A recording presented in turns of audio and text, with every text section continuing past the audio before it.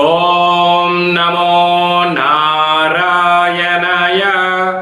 ఓం స్వర్ణాకర్షణ కాల భైరవాయ నమో నమః. హరి ఓం.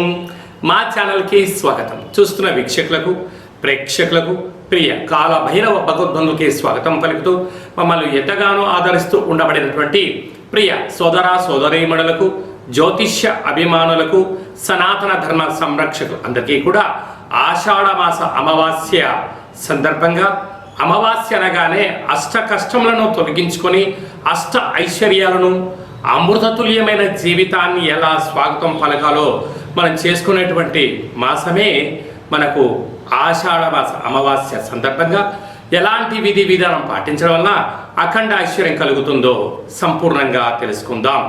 1వ తారీఖు 8వ నెల 2026 నుండి 15/8/2026 వరకు పుట్టినటువంటి వారందరికీ కూడా జన్మదిన శుభాకాంక్షలు.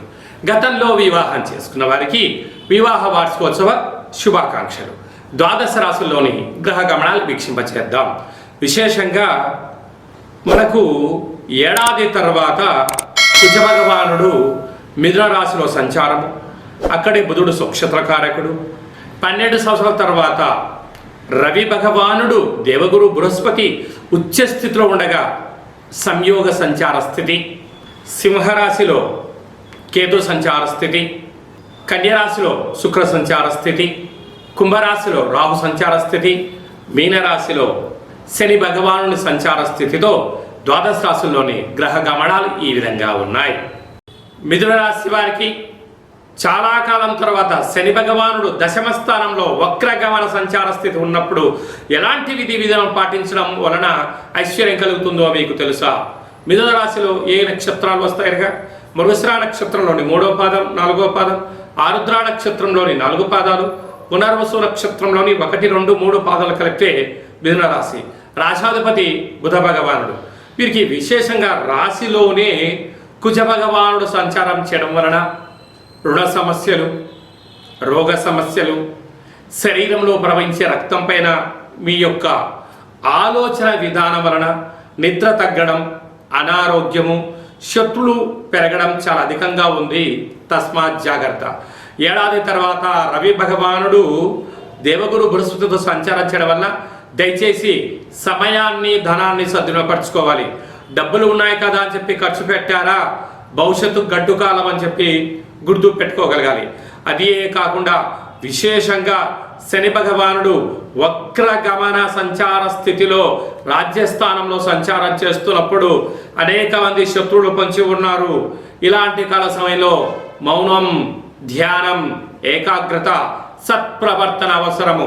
కనుక మీ యొక్క మనస్సుకు ఏదైతే నచ్చుతుందో, ఏదైతే విజయ పరంపర్యాన్ని మీకు మాత్రమే తెలుసో ఆ పని మీరు చేయండి. అద్భుతమైన విజయం మీ సొంతమవుతుంది. ఇక్కడ ఆషాఢమాస అమావాస్య సందర్భంగా బుధవారము ఆశ్లేష నక్షత్రంతో కూడుకున్నటువంటి పుష్యమీ నక్షత్రంతో కూడుకున్న అమావాస్య సందర్భంగా మీరు కూష్మాండ దీపాన్ని పెట్టగలిగినట్లయితే సకల దోషం తొలగి ఐశ్వర్యం కలిగి మిథునరాశి వారికి అన్నింటా విజయ పరంపర్య మీ సొంతం అవుతుంది అని చెప్పి మీరు గుర్తుపెట్టుకోగలగాలి. ఆగస్టు మాసంలో ప్రథమార్థంలో ముఖ్యమైన పండుగల గురించి క్లుప్తంగా, సవివరంగా, సంపూర్ణంగా తెలుసుకుందాం. 6వ తారీఖు 8వ నెల 2026 ఆషాఢమాస కృష్ణపక్ష బహుళ అష్టమి గురువారము భరణీ నక్షత్ర సందర్భంగా మనము బహుళాష్టమి అనగానే విశేషంగా క్షీణచంద్రుడు ఉండడం, భైరవ స్వామివారి స్మరణ ధ్యానం వలన సకల అష్ట కష్టాలు తొలగిపోతాయని చెప్పి గమనించాలి.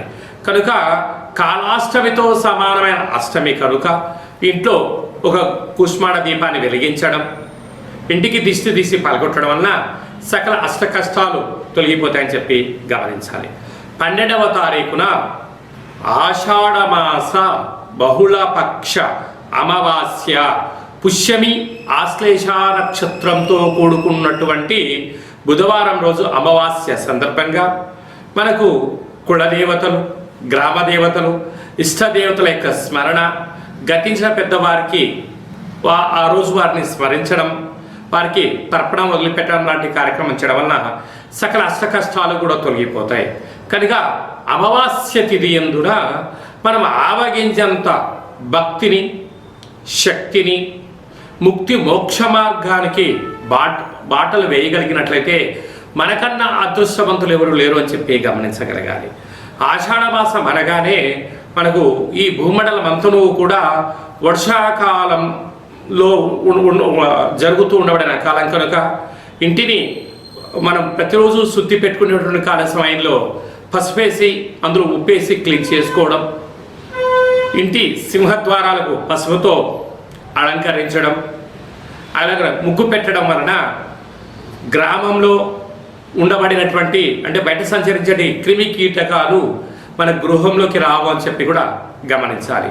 అలాగనే ఇంటిలో కులదేవతల, గ్రామ దేవతల, ఇష్టదేవతల స్మరణ, కూష్మాణ దీపము ఇంటి యజమానికి నరదృష్టికి దిష్టి తీసి బయట వేయడం వలన సకల గ్రహ దోషాలు తొలగి ఐశ్వర్యం కలుగుతుందని చెప్పి గమనించాలి. ఇలా కుదరలేనటువంటి వారు ఈ కింది నెంబర్ సంప్రదించినట్లయితే ఆ అమావాస్య తిథి యందు ఎలాంటి విధి విధానాలు పాటించాలో సవివరంగా సంపూర్ణంగా తెలియచేయడం జరుగుతుంది. అలాగనే మీ వ్యక్తిగత జాతకం తెలుసుకోవాలనుకుంటున్నారా? మీ యొక్క పేరు, పుట్టినటువంటి తేదీ, నెల, పుట్టినటువంటి సంవత్సరం, సమయాన్ని రాసి వాట్సాప్ ద్వారా పంపించగలిగినట్లయితే 100 సంవత్సరాల జాతకాన్ని వ్రాసి మీరు పుట్టినప్పుడు గ్రహ గమనాలు ఎలా ఉన్నాయి, ప్రస్తుతం ఎలా ఉంటున్నాయి, భవిష్యత్తులో ఎలా ఉండబోతున్నాయో 100 సంవత్సరాల జాతకాన్ని సవివరంగా సంపూర్ణంగా వ్రాసి మీకు వివరిస్తూ అష్ట కష్టాల నుంచి ఎలా బయటపడాలి, అష్ట ఐశ్వర్యాలకు స్వాగతం ఎలా పలకాలో తెలియజేయడం జరుగుతుంది. అలాగనే చాలామందికి పుట్టినటువంటి కాల సమయంలో డేటా ఆఫ్ బర్త్లో లేనటువంటి కారణం వలన మీ పేరు యొక్క మొదటి అక్షరాన్ని అనుసరిస్తూ రాశిని తెలియచేస్తూ రమణ శాస్త్రం ద్వారా అనగా గవ్వళ ద్వారా కాళభైరవ ఉపాసన చేత భూత భవిష్యత్ వర్తమానాన్ని తెలియజేయడం జరుగుతుంది. ఈ కింది నెంబర్ని సంప్రదించి అపాయింట్మెంట్ తీసుకొని సంప్రదించగలరు. అందరికీ ఆషాఢ మాసంలో అమ్మవారి యొక్క కృప కటాక్ష వీక్షణలు, అందరికీ మంచి ఆయురారోగ్యాలను, విద్యార్థులకు విద్య, ఉద్యోగస్తులకు ప్రమోషను, వ్యాపారస్తులకు వ్యాపార ఆకర్షణ, రాజకీయవేత్తలకు మంచి అవకాశాలు కలిగించాలని మనసారా కోరుకుంటూ ఆశీర్వచనం. ఓం శతమానం భవతి శతాయు పురుష సతేంద్రియ ఆయుష్యేవేంద్రియే ప్రతిష్టతి ధనం ధాన్యం బహుపుత్రలాభం శత సంవత్సరం దీర్ఘమాయు సర్వే జనా సుఖినో భవంతు లోకా సమస్తా సుఖినో భవంతు సర్వం కాళభైరవ దేవతార్పణమస్తు. హరి ఓం. ఈ వీడియో మీకు నచ్చినట్టయితే లైక్ చేయండి, షేర్ చేయండి, మా ఛానల్ సబ్స్క్రైబ్ చేసుకోండి.